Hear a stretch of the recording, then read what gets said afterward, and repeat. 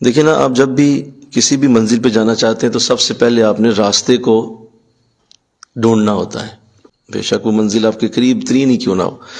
راستہ یعنی ایک وے ضروری ہوتا ہے جس کے اوپر چل کے آپ نے وہاں جانا ہوتا. لاہور آپ جائیں گے تو منہ آپ کا اسلام آباد کی طرف تو نہیں ہونا چاہیے، منہ آپ کا لاہور کی طرف ہی ہونا چاہیے. تو ایسے ہی جب آپ بیعت ہو جاتے ہیں تو بیعت کے بعد آپ کا ایک راستہ شیخ متعین کرتا ہے. تو اس کا مقصد یہ ہوتا ہے کہ اب یہ اپنی پوری توجہ اس راستے کے اوپر دے. وظائف راستہ ہے، ذکر بولو راستہ ہے، دروس کی ترتیب راستہ ہے. بے شمار لوگ تو ابھی پہلے سٹیپ پہ بھی نہیں.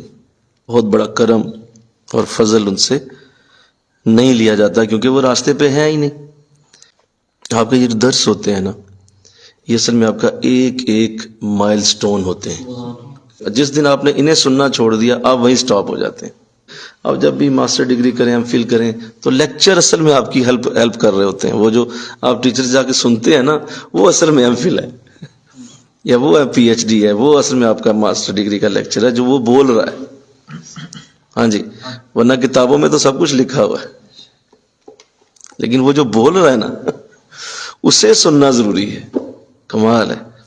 یہ ہے اس راز کہ وہ جو بول رہا ہے نا وہ بندہ، وہ سنیں گے تو بات بنے. آپ کسی بھی علم کو پڑھنا چاہتے ہیں تو اس کے ماہر کو سنیے، لسن کیجئے.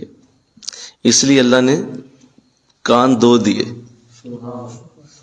اور زبان ایک دی.